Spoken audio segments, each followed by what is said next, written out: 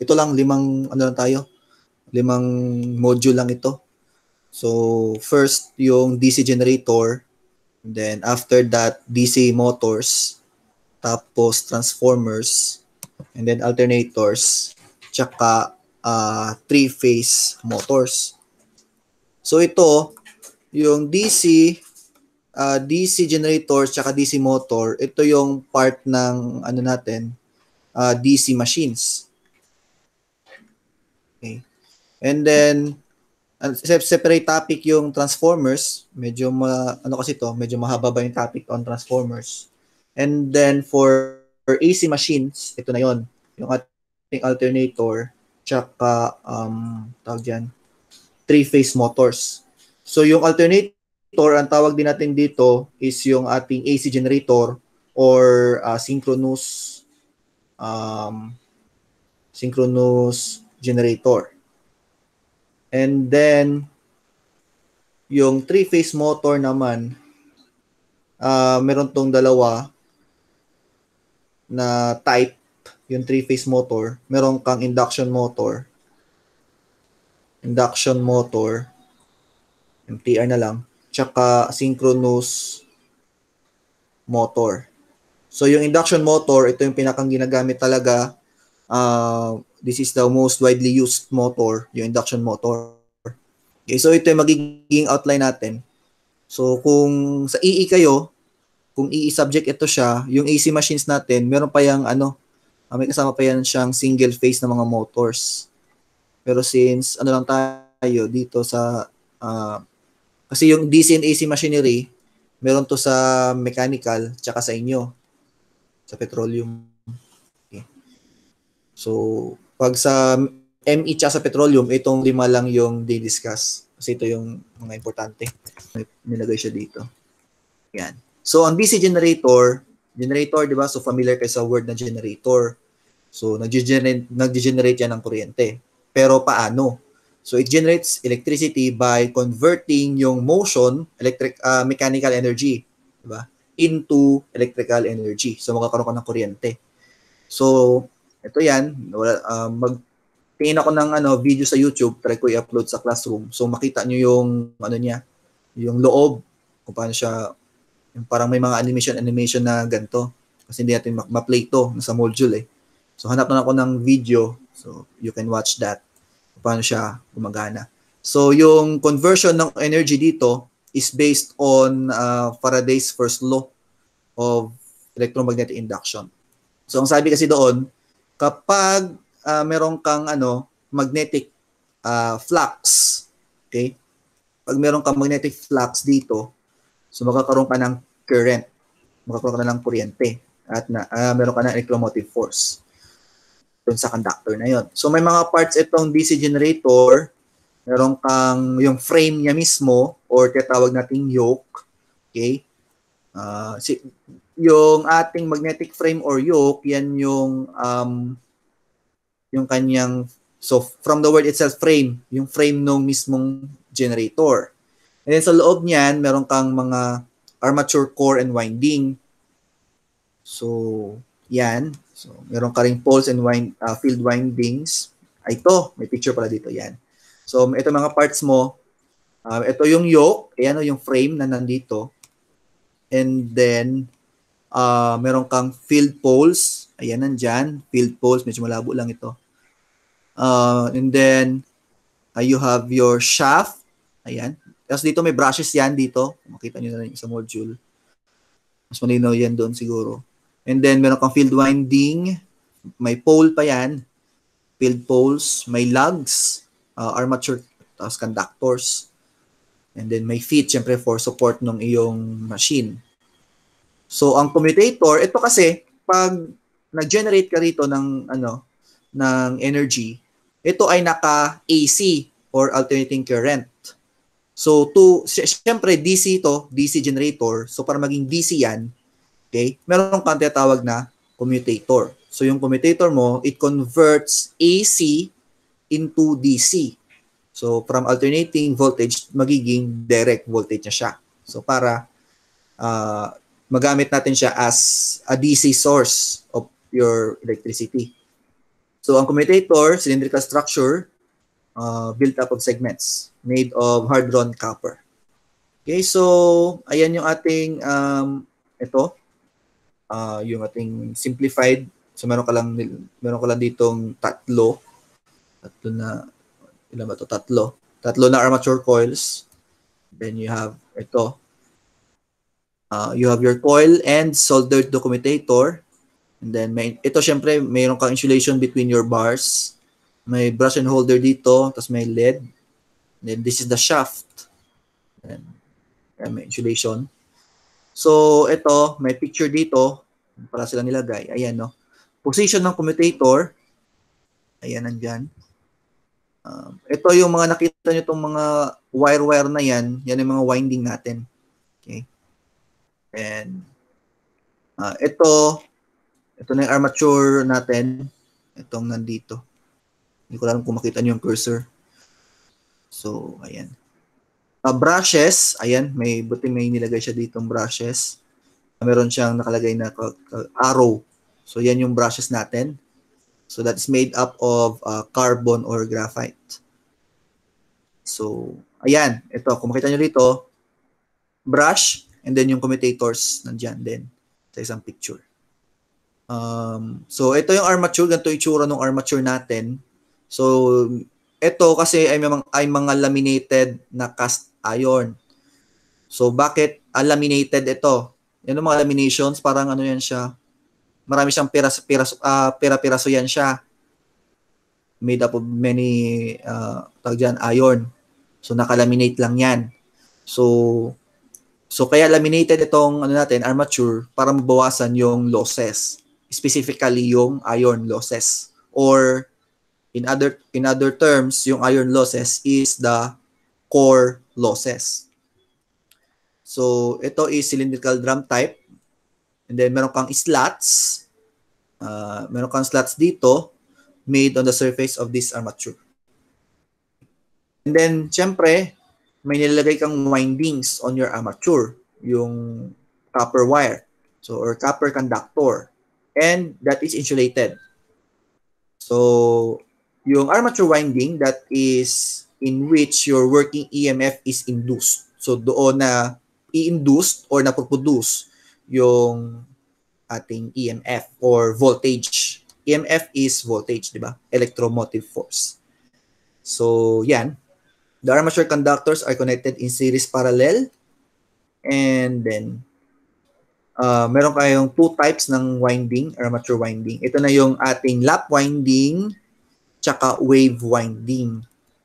So, ang lap winding, this winding forms a loop. So, meron kang loop dito sa lap winding. Yung wave winding, ganito naman itsura niyan. Okay? Unlike this one, lap is parang loop. Okay? Nagpo-form siya ng loop. Itong isa, hindi siya naka-loop. Yung isa dito is wave winding naman. So, lap winding, ayan. So, meron tayong mga key terms. Meron tayong pole pitch, front pitch, back pitch, resultant pitch, commutator pitch. Mga pitch na yan is Y, and then yung kanya specific is naka-subscript. So, yung pole pitch, YP, so yung pole pitch, number of conductors per pole. Okay? And then yung front pitch, number of conductors between two conductors which are connected to the same commutator. And then back pitch, number of conductors between two conductors of any coil. And then resultant, from the word resultant, number of conductors between first conductor of the first coil and first conductor of second coil. And commutator pitch YC, number of commutator segments between two segments at which two conductors of one coil is connected. So, ganito. Ito yung ating lap winding. So, kung makita mo rito, you have your YB or the back pitch. Ayan. Mula sa back side hanggang ayan. Ito sa back side na to. And then, ito yung front. Ayan. Ito yung sa front. So, you have YF. So, ito yan. Ito yung armature winding. Ito, nandito. And then, pinapasok mo yan dito sa iyong armature. So, Meron ka na ditong, ito yung armature and then your armature windings. So, ito may mga rules tayo dito for lap and wave winding. So, this will be applicable to your activity number 1. So, first rule is that yung back pitch tsaka front pitch ay approximately equal doon sa pole pitch. And then, remember this one, yung pitches na yan must be or should be odd numbered. Okay? And then, meron tayong number of commutator segments. Dapat equal yan sa number of slots or coils or kalahati ng number of conductors. Because your front ends of the conductor are joined in segments in pairs, joined to the segments in pairs, and the winding must close upon itself. So, dapat naka-close yan, yung winding. So, meron tayong tatawag na single layer, and we have 2-layer windings. So, meron ka dito, simplex na lap winding. Okay, so, ito siya, the back and front pitches are odd and of opposite sign, but they cannot be equal. So, they differ by 2 or some multiple thereof. And then your YB and YF, the back and front pitches, so sabi natin kanina, equal sa pole pitch. And then may formulas tayo for solving the average pitch, that is YB plus YF over 2. And then yung pole pitch is Z over P. Yung Z is number of conductors. And then we have over P. Your P is number of poles. And then for the commutator pitch, yung YC, that is plus or minus 1. So, nakadepende yan sa, ano mo, this is 1 since simplex. Nakadepende sa M. Or, ano siya, di ba? Ano nga to? Simplex kasi siya. Kung duplex naman to, yung M mo is equal to 2. And then kung, ano yung isang term natin? Simplex, duplex, triplex. So, kapag triplex, M is equal to 3. So, magbabago yan. And then, for commutator pitch, your number of brushes is equal to P. And then, take note, your resultant YR is even. So, the arithmetic difference is 2 odd number. So, YR is YB minus YF. May example yata yan dito mamaya. Ayan. And then, the number of slots for a 2-layer winding is equal to the number of coils. And then, the number of parallel paths in the armature, or that is equal to MP. Kapag, kapag ito is for the lap winding. Kapag, kapag wave winding, iba tong number of parallel paths. Hindi na siya MP. Okay? Yung MP is for the lap winding. And then, ayan siya. YB is YF plus or minus 2M. So, yung M natin again, so 1 for simplex, 2 for duplex. And then, meron dito nakalagay for progressive and retrogressive ng formulas. Tingnan natin mamaya yan. Ito, may example lang kasunod. Ayan. So, for example, so parang ganito rin yung style ng inyong activity 1. So, draw a developed diagram of a simple 2-layer lap winding for a 4-pole generator with 16 coils. So, ayan siya. Yung number of commutator segments na nandito, that is equal to your number of coils. So, 16. So, we have number of segments for commutator, 16 then. And then, number of conductors or coils. So, meron kang 16 coils. Okay? Ano to? Number of conductors. So, this number of conductors lang. Kasi ito, per coil, meron kang 2 conductors. So, isang coil, meron kang 2 conductors. So, kaya nangyari is 16 coils times 2 conductors per coil. So, you have 32 conductors. Okay? So, laging times 2 yan. Since you have 1 coil is equal to 2 conductors. And then, ang pole pitch, we have Z over P.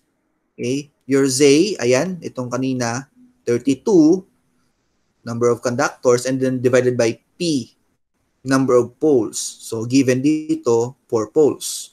So, that is 8. And then, meron ka ng pole pitch. So, masolve mo na yung YF tsaka YB. So, yung YF natin, so Z over P or the pole pitch minus 1. So, you have 7. And then for YB plus 1 lang nung 8. So, you have 9.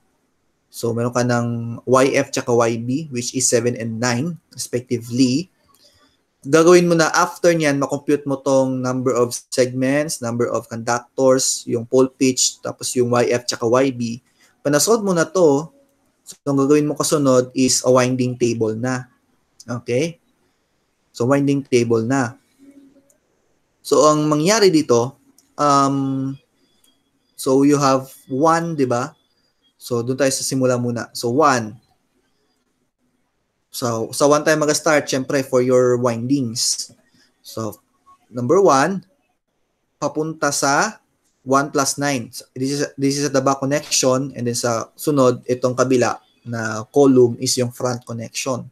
So, sa back connection, so 1, 2, so hanggang 10, kasi 1 plus 9. Yung 9 natin is your YB. Okay? Your 9 is YB. Kasi nasa back tayo, nagko-connection. Okay, so 1 plus 9, so hanggang 10, ito. So 1 to 10. So yung 1 to 10 na yan, tingnan natin sa figure muna ha. Ito yan, no, yung 1 to 10. Ayan. Back connection, di ba? 1 to 10. Sana yun, makita. Back connection. Tama ba itong figure niya nilagay dito?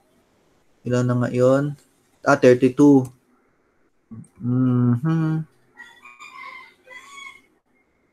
Tingnan natin to.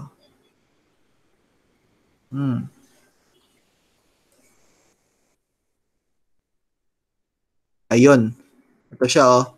1. Wait lang. Saan ko nilagay yun?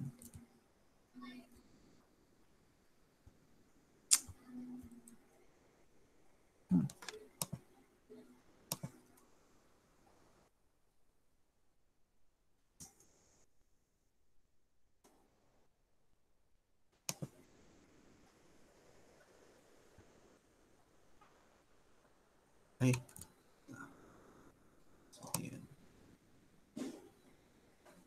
Ito to.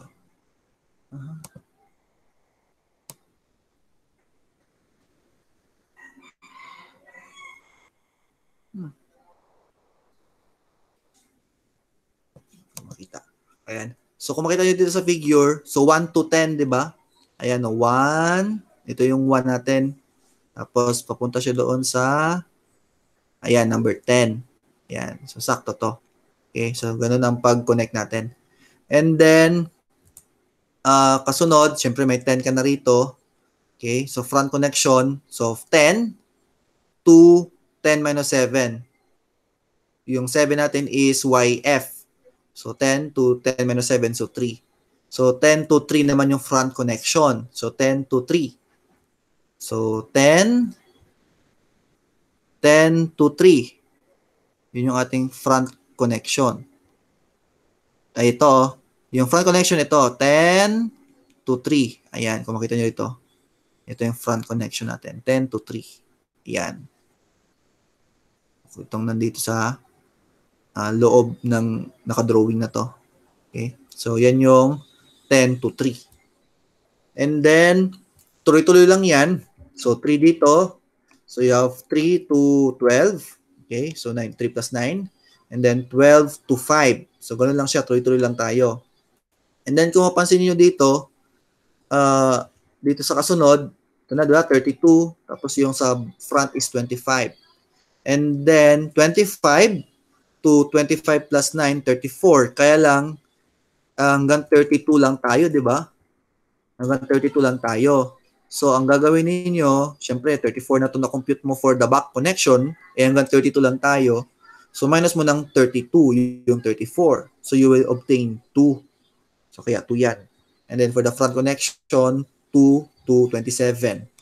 So, ganun lang siya, 27. So, that is 36 na to. So, minus 32 is 4. So, ganun lang gagawin ninyo for the, kapag sumobra sa 32, minus mo lang ng 32. Parang ito rin, no? 33. Pinakadulo na to. 33. So, yung 33 na yan, ma-minus mo lang ng 32 kasi sobrang na rin sa 32. So, that is 1. So, babalik yan doon sa pinakauna natin, which is yung number 1. So, pag dinrawing nyo siya, ganito na yung magiging itsura. So, itong nandito, ito na yung ating back connection. Ito nandito is your front connection. Okay? Yan, no? Ito yung, di ba? 1, ay ito yung pinakahuli, 8 to 1. No, yung front connection, 8 to 1. Okay, so ito siya, 8 to 1. Ayan, 8 to 1. So, tama ito nandito sa drawing. Okay. So, ayan. So, ganyan yung pagbuo ng drawing na to. So, ito, drawing nyo rin ito for your activity 1. So, 50 points yung activity 1. So, hatiin natin yung points. 25 for, dalawa kasi nandoon nakalagay eh.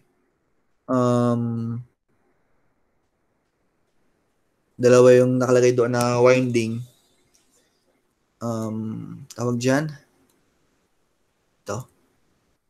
Dalawa yung winding nakalagay dyan eh. Ito. Yung una kasi is lap winding. Pangalawa is wave winding. So 50 points yan. Hatiin natin sa dalawa. 25 points for lap winding. 25 points for wave winding. Ganun gawin natin. So, ayan. Ito rin naman yun, yung activity na sa module nyo. Nilagay ko lang doon para hindi na maghanap-hanap. Okay? So, wave winding naman. So, kung kanina, it forms a loop. Yung lap winding, naka-loop yan. Itong wave naman, syempre, it forms a wave. Kasi it expands around the armature core. Okay? So, may mga formulas din tayo dito na susunod. Ayan na. Ito sabi ko kanina, yung number of armature parallel paths is 2m. So, doon, naiba yung number of armature parallel paths for your wave winding. Number of brushes is equal to 2. So, may mga formulas tayo dyan. And then, may example ulit. So, draw a developed diagram of a simplex 2-layer wave winding for a 4-pole DC generator with 31 commutator segments. Okay? So, your YC, so 31 commutator segments, ano siya, di ba? Alanganin. So, minus natin to ng 1 divided by 2, so we have 15. Okay? So, meron tayong tinatawag na dummy element for this. So, ang dummy element, that is your unconnected element or useless coil na tinatawag in the armature. Or also, ang tawag sa kanya is dead element kasi wala naman nakakonect sa kanya. Okay. So, again, same calculations. So, again, 15. Ito, yung YC natin, di ba? 15. So, ayan, 1 to 1 plus 15. So, we have 16. And then 16 to 16 plus 15. So, 31. So, nakakonect yan, 16 to 31. Ito, 1 to 16 sa back. Sa front is 16 to 31. Let's see. So, doon sa figure. Medyo, conscious, no? Mas remote pala to. So, yung, ba't walang number? Ayun, sa loob. Ito. Sa loob yung number niya. Ito is connected to yung magulo ito. Ayan siya. Connected to 16 yung back. Okay? 16.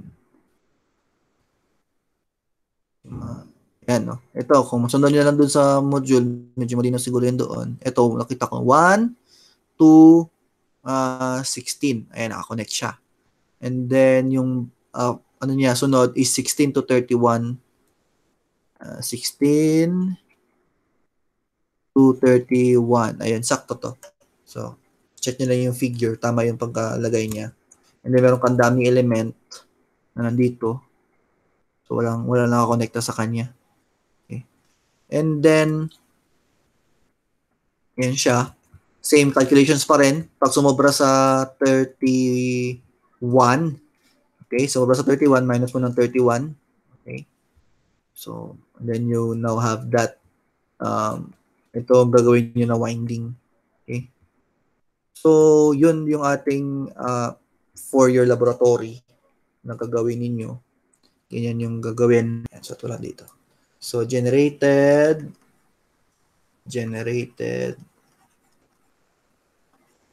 EMF. Yan. Generated EMF ng ano ito nakalagay? Yan. Generated EMF equation for a DC generator. So, ang formula natin for your generated EMF ng isang DC generator, so that is ano yan? Wait lang. Yan. So, generated EMF in a DC generator. So, ayan. So, we have E is equal to P flux and Z over 60A. Okay? So, isa-isay natin to. Yung mga nakalagay dyan. So, ito, yung E natin, ayan, sige, okay na yan. Yung E natin, that is your generated EMF. Ito ay naka-volts. Okay. Volts yan. And then, P, ito ay number of poles. And then, yung itong phi, Greek letter phi, this is ano nga to? Flux. This is flux.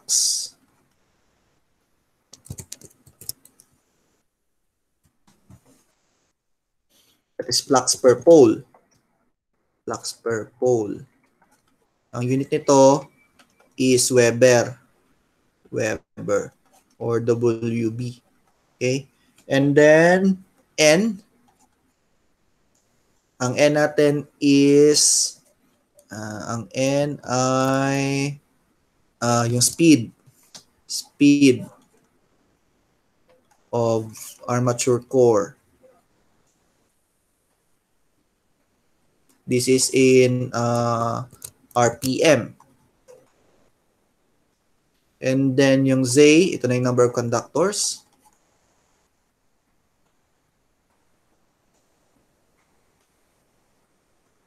And then 60, constant yan. And then yung A natin is number of parallel paths. So yung A natin is equal to MP kapag lap. A is equal to 2M kapag wave, yung winding. So yung M natin is equal to 1 kapag simplex. M is equal to 2 kapag duplex. Siyempre, M is equal to 3 kapag triplex. Okay.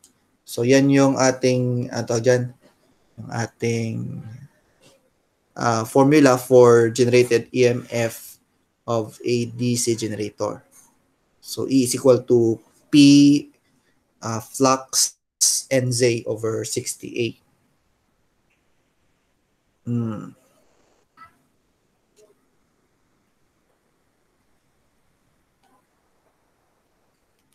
So, yan.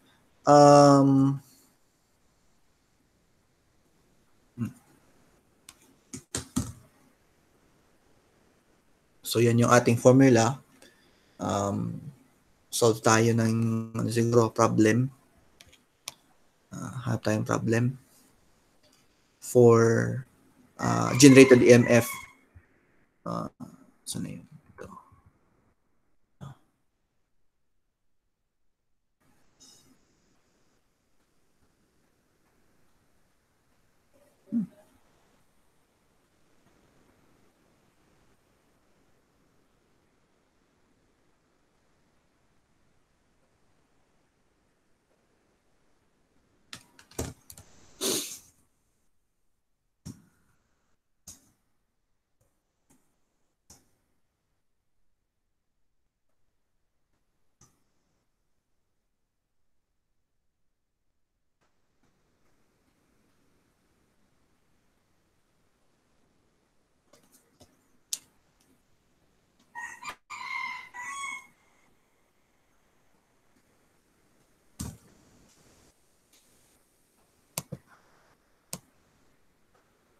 Ito.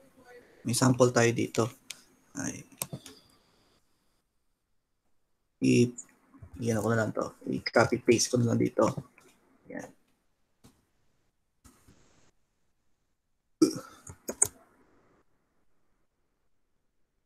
Yun.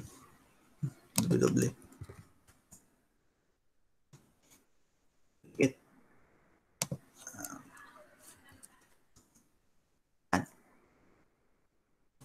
Okay. So, example natin, simple lang ito. Compute tayo ng example natin. So, yung example is a 4-pole DC armature has 124 simplex lap coils having 4 conductors. So, the flux per pole is 0.015 Weber.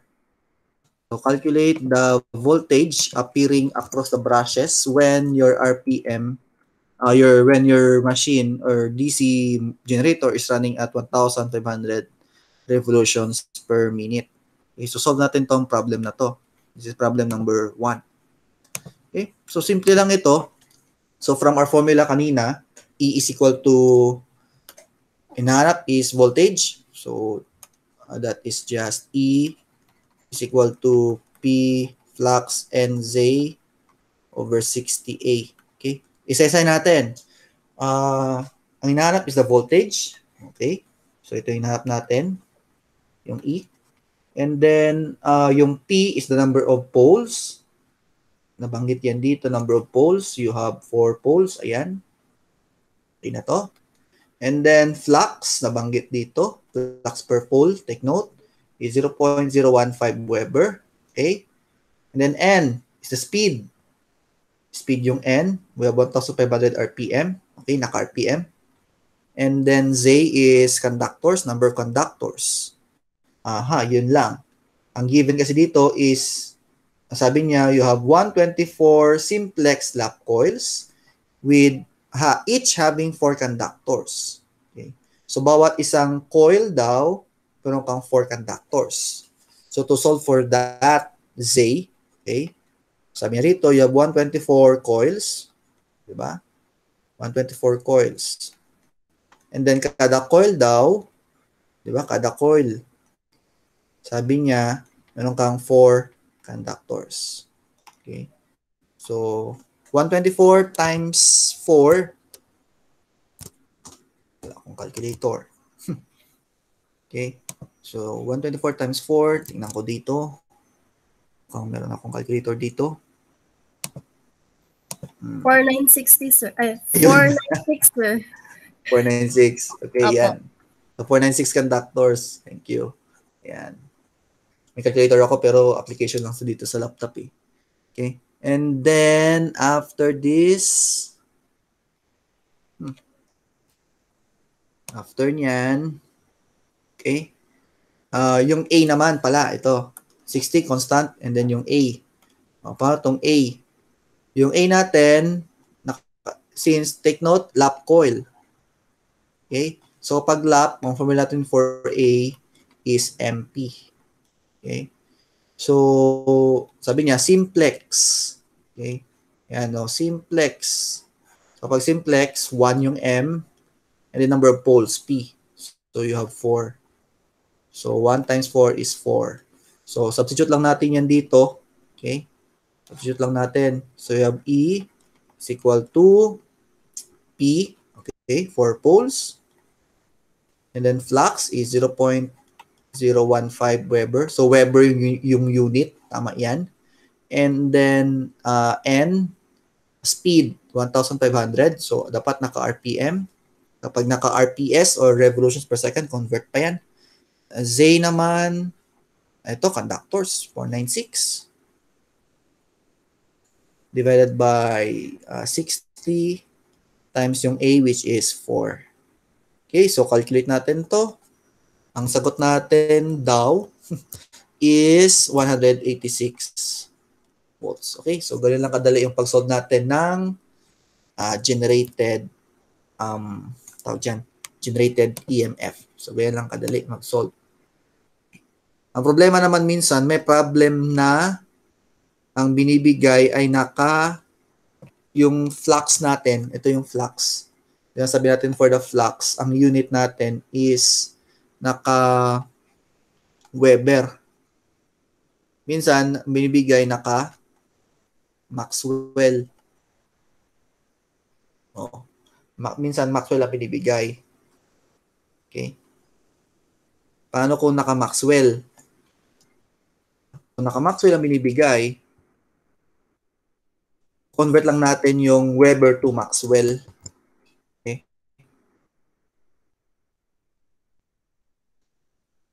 So, paano natin ko-convert yan? Yung Maxwell's to Weber. So, convert natin yung Maxwell's to Weber.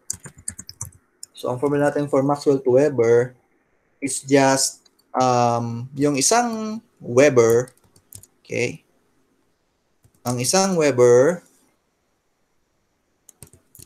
or ano bang gawin natin? Yung Maxwell lang siguro, no? Okay, sige. Ayan. So, ang isang Weber, oops, ayaw na naman.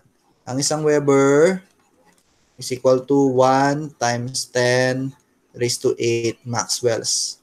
Yan, ganyan siya kalaki. Okay? Isang Weber is 1 times 10 raised to 8 Maxwells. So, tandaan nyo na lang yan. So, kapag may binigay na naka-Maxwell, convert mo lang yung Maxwells to Weber. Ito yung conversion natin. So, 1 Weber is 1 times 10 raised to 8 Maxwells. Ganun ka laki. Okay? So, 4:23 na. Hapyawan natin saglit kasi bukas natin discuss yung ibang part natin.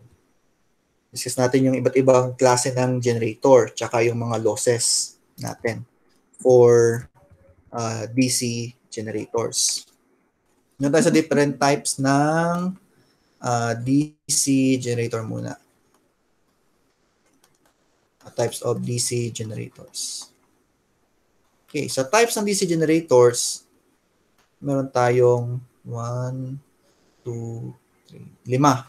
So, meron tayong 5 types. So, yung una is yung separately excited generator. So, separately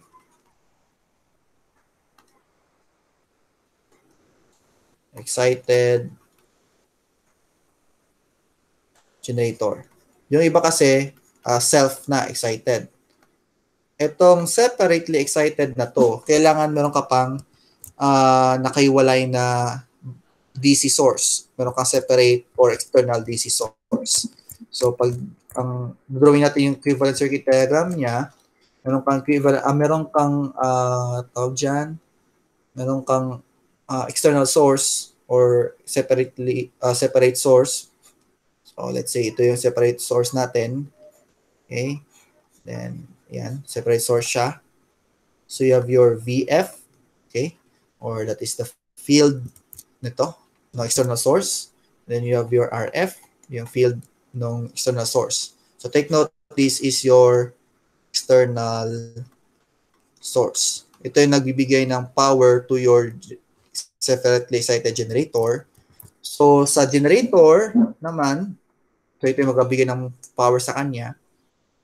So meron ka ditong ito, yung DC source na yung iyong ayan, sa may armature. Okay? So you have this one. So this is your E. Ito yung E natin or yung ating generated EMF on this armature. And then syempre meron kang armature resistance, RA. Okay? And then diretso na yan to your load side.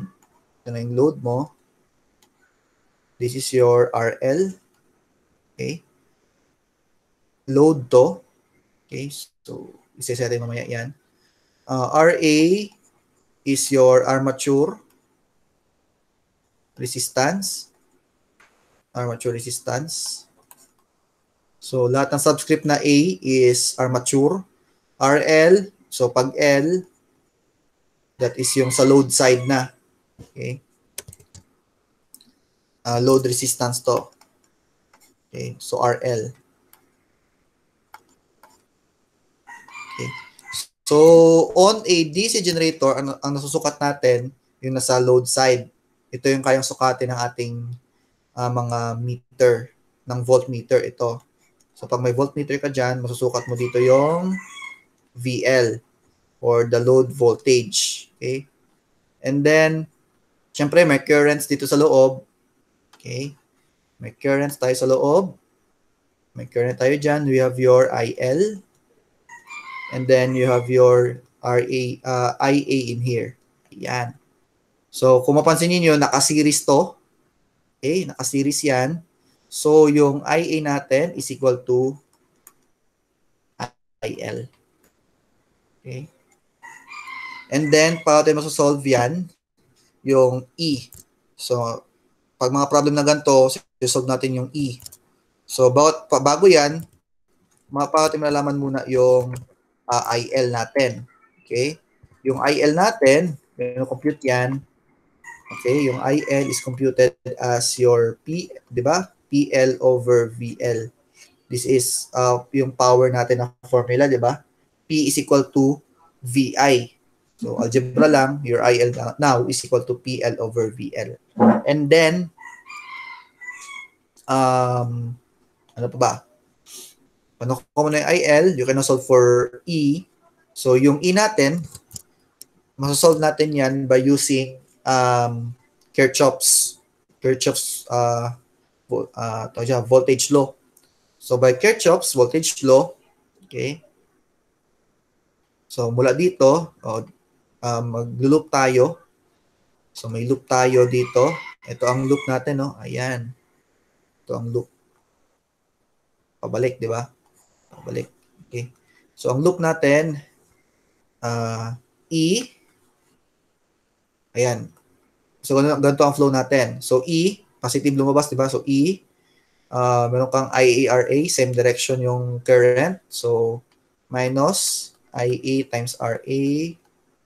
And then, ito na, gawin natin yung VL. So, minus VL. So, assume natin na yung positive VL dito, negative yun nandito. So, we have minus VL. Lumabas siya sa negative. That is equal to 0. So, to solve for E, okay, to solve for E, that is equal to IARA, o natin yung VL na lang. So, VL plus IARA. So, ito yung mga formulas natin for separately excited generator. Tatlo yan. Okay? So, may kasunod tayo dyan na generator which is ano ba? Shunt muna siguro. Shunt generator. So, sa shunt generator, from the word itself, naka-shunt yung winding mo. Okay? Naka-shunt yung field winding mo. So, again, meron ka ulit ganito sa armature, di ba? Yan. Ito yung E. Ito yung generated EMF. Again, yung E. Yung RA, yung armature resistance. Okay? So, nasa dulo niyan, di ba, yung load natin. Ayan. Yung load natin sa dulo. We have RL. And then, syempre, may VL ulit. Lagay natin yung VL. Kasi ito yung nabibigay sa mga problem, yung VL. Kasi nasusukat yan ng ating voltmeter. And then, shunt generator, yung field winding nakakonect, shunt. Okay? So, dito nakakonekta. Naka-shunt siya or in parallel. Yung shunt means parallel. This is, lagay ko ay RSH. RSH or shunt resistance. Okay. Diba ito lang to? So, RL. Ako na lang to. VL. Yan. Okay. So, again, meron tayo ulit mga currents. So, may current dito na daloy. Siyempre, may resistance ka dyan. We have IL. And then, may resistance dito. ISH. Sa shunt. And then, sa RA, we have your IA. Okay. So, paano masasolve ito? Yung IL, ganun ulit. Diba? Yung IL, ganun ulit makuha. IL is PL over VL again. Okay? And then, paano mo ko yung ISH na to? Okay? Yung ISH, okay, di ba naka-parallel? So, pag parallel, yung voltahe natin dito, yung voltage dito is also equal to VL. Okay? Wait. Ayaw. So, yung voltage natin na nandito, yan, yung voltage na nandito on your RSH is also VL. Okay? Kasi naka-parallel naman yan. So, para masolve mo yung ISH, so, Ohm's law ka lang. So, you have ISH is equal to Ohm's law, VL over RSH. Okay? O, paano naman makuha yung IA? Okay? Para makuha yung IA, paano makuha yung IA? Assume tayo na dito yung node. Okay? KCL tayo. Okay? So, KCL, so yung mga papasok dito sa node na to, which is yung IA, di ba? IA, equal yan siya sa palabas dito sa node. So, you have your ISH, tsaka yung IL. So, you have ISH plus IL. So, yun yung pag-solve natin for IA. And then,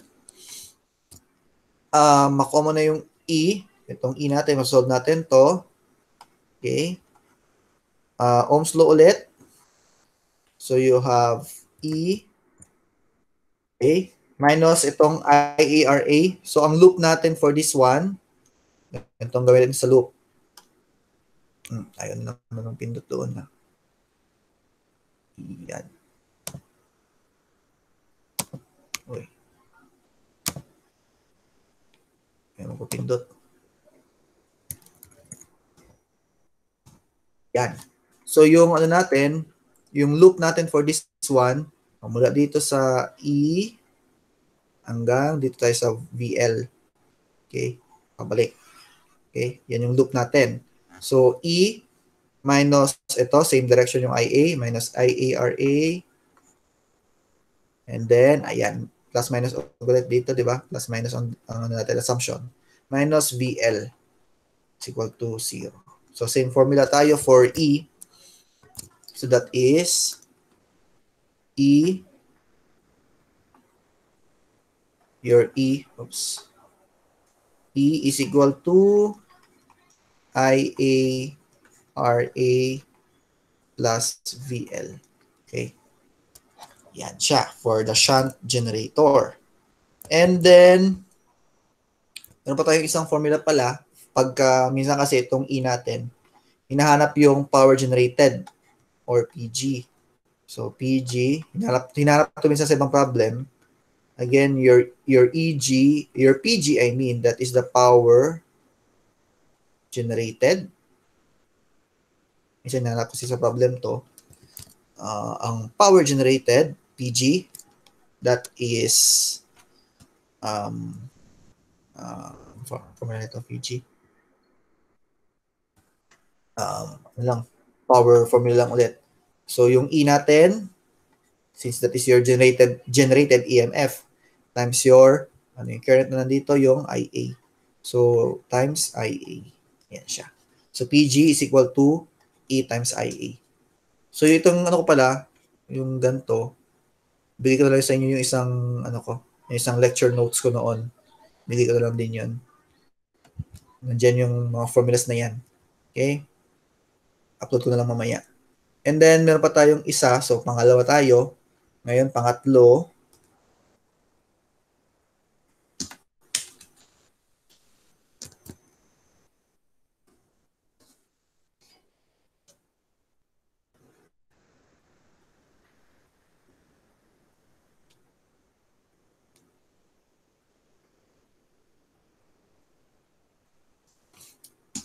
And then, ayun.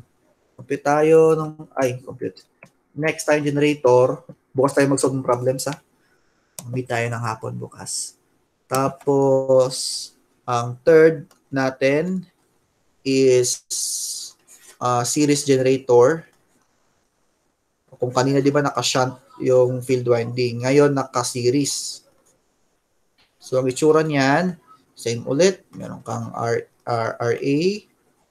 Tapos meron kayong battery mo, yung generated EMF mo. You have your E. RA. Tapos yung E. And then, naka-series, di ba? So, series lang ito. We have your R, SE. SE means series. And then, we have your RL. Yan. And then, you have your VL. Okay? So, meron ka ditong IL, RSE, ISE, tsaka IA. Okay? And then since naka-series yung connection, so yung IA mo is equal to ISE and IL. So equal, pares lang yan. And then yung IL again, same formula kanina, PL over VL. And then, panuko mo na yung IL. Okay? So, pares naman yan sa ISE tsaka sa IA. You can now solve for E. Okay? Yung E natin, ganun ulit. Loop tayo dito. Paikot tayo ulit dito, no? Paikot tayo dito ulit. Yan. So, yung E natin, that is equal, E minus your IARA minus your ISE RSE minus your ito na VL minus VL. Equal lang naman yung VL sa IL times RL. So diretso tayo VL. That is equal to 0. Okay? So since equal yung natin, yung ISE, okay? So substitute natin 'yan. So E, lipat ko sa kabila na lahat. IA, RA, yung ISE natin, 'di ba? IA din. Okay? Plus VL. So algebra lang natin. Your E is equal to IA times RA plus RSE plus PL. So, ito yung formula natin for series. Nag-iba na yung formula natin for your E. So, we have E is equal to IAR times RA plus RSE plus VL. Okay? Dalawa na lang para tapos na itong 5. So, after this one, ang kasunod niyan is short shunt muna siguro. Long shunt. Long shunt tayo. Long shunt. we have long shunt. So kapag long shunt, yan. Number 4, we have long shunt compound DC generator. Haba ng pangalan. Kapag long shunt naman, meron tayong series winding, tapos meron din tayong shunt winding. Compound siya. Kapag compound, di ba kanina series lang tsaka shunt winding. Dito sa compound, may kasama ka ng series, meron ka pa rin kasamang shunt. Dalawa na siya. May shunt tsaka series windings ka dyan. Shunt windings. Okay? So, ang connection natin for a long shunt compound generator, so again, dito pa rin yung IA natin, RA, and then yung iyong generated EMF. So, kapag long shunt, naka-series yung naka-connect, yung series sa dito sa may RA mo. Okay? Yung series field winding nakakonekta in series with your armature winding. So, dito yung RSE natin. Okay? Naka-series siya with your armature winding. Okay? Tapos yung shunt, syempre naka-shunt dito. Okay? Naka-shunt. Okay? Meron pang load side. Yan. This is RL. So, we have VL in here. Ayan siya. Ayan. And then yung mga currents, lagay natin ulit. Ayan. IL. Ito is ISH. O ito. Naka-series lang siya. Oh. Ito, naka-series lang yung dalawa, di ba? So, this is IA na. Nilagay yung sa RSE. Naka-series naman yung RSE with your RA. So, formulas again.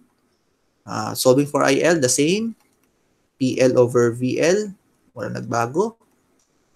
Laging ganyan. Ito, ISH, parang kanina doon sa sa shunt. Naka-parallel, di ba? Tapos wala lamang dito. Naka-parallel siya with your shunt. So, kung ano yung nandito, yan na rin yung natin, VL, di ba? So, to solve for ISH, so that is VL over RSH. Yan siya. And then, solve natin yung IA. Same pa rin kanina doon sa concept ng shunt. May node ka dito. Okay? Yung papasok, which is your IA, equal sa palabas, which is your ISH plus IL. Okay? Ayan. And then, finally, maglo-loop tayo ulit to solve for E. Loop tayo dito. Ayan, loop tayo dito. Okay. Loop tayo dyan. Bali, magkakaroon ka na ng E. Okay, minus ito. IA, RA. Same direction again. Minus IA, RSE. Okay, diretso tayo. Ito, VL. Plus minus, di ba? Plus minus. Minus VL is equal to 0. So, kapag inayos natin yan, yung E natin is equal to VL plus IA times the quantity RA plus RSE. So, ito yung mga natin. Tawag dyan, formulas for your long shunt. Okay? And then, finally, kapag short shunt naman, yung iyong generator, okay? Pag short shunt, anong pinagkaiba sa long shunt? Okay? Last, short shunt. Short shunt, compound, DC generator. Ayan. Kapag short shunt naman, yung RSE, mababago lang yan ang kinalalagyan niya. So, kung kanina yung RSE, nakasiris sa RA, ngayon, yung short shunt, nakasiris siya doon sa load. Okay, so ganito na yan, tsura niyan. So, RA, tapos yung E, yung series dito, di ba, nalipat sa kabila. Okay, so may shunt tayo ulit dito. Dito yung series. Yan yung series. Yung load nandito. Okay, so ganito na yung tsura niyan. Okay. Oops. Ayan. Oh. So this is RL. Again, VL. Ayan. May currents tayo ulit. RSE, nakaseries sa RL. Okay, so we can say that this is IL.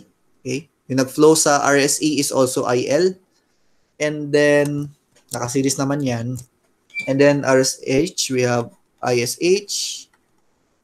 And then we have IA. Yan. So again, same formulas. Ulit na lang yung ating IL is equal to PL over VL. Okay. Ito, problema, yung ISH.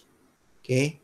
Problema sa ISH, pag kukunin mo yung ISH, ang problema natin dyan, hindi na siya same sa VL. Okay. Kasi meron ka ng RSE dito. So, hindi na pareho yan, yung voltage. Kasi may series ka sa kanya. Okay. So, para makuha natin yung ISH, so let's say meron kang voltahe dito, di ba? Pero yung voltahe dyan, hindi na yung VL. Kung hindi, you have your VSH, shunt, voltage at the shunt resistance. Okay, so para makuha yung VSH na yan, gagamit tayo ulit ng Kirchhoff's voltage law. Maglo-loop tayo dito. Okay, loop tayo dito. Loop tayo dito. Ayan, loop tayo dito. Sa loob na to. Loop tayo dyan. So, pag nag-loop ka dyan, you will now have dito tayo. Yan. So, VSH, let's assume this is baba is minus, sa taas is plus. So, kaya assumption natin dito pag wala nakalagay. So, VSH, derive natin yan. VSH minus, o yung current sa RSE is IL, since naka-series yan, minus IL RSE. Okay. Minus, lumabas sa minus, VL is equal to 0. So, ang formula natin for VSH is VL plus IL times RSE. Okay? Okay na yan. And then, paano ko man yung VSH, tsaka mo makukuha yung ISH, which is VSH over RSH. Ayan siya. Okay? And then, you get the IA. Okay? IA, ganun pa rin. Okay, yan o. Current natin dito sa node na to. So, IA papasok, equal sa palabas, which is ISH plus IL. Okay? And then finally, we can solve for E. Loop tayo ulit dito. Gawin kong pula. Loop tayo dito. Yan yung loop natin. Okay. So, we have E minus IARA.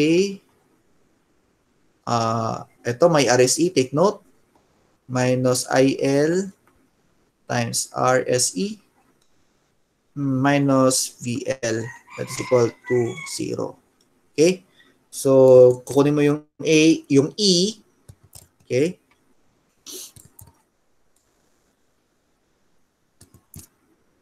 Ayan. So, medyo mahaba to. Pwede rin tayo mag-loop ng isa. Yung isa para medyo maiksi yan. Since meron tayong VSH, di ba? May isa pa tayong loop na pwedeng gawin. Yung isang loop na pwede natin gawin is ganito. Yung isang loop na gagawin natin, para hindi ganyan kahaba yung formula, pwede tayo mag-loop, burahin ko tong pula. Yan. Para hindi ganyan kahaba yung loop natin.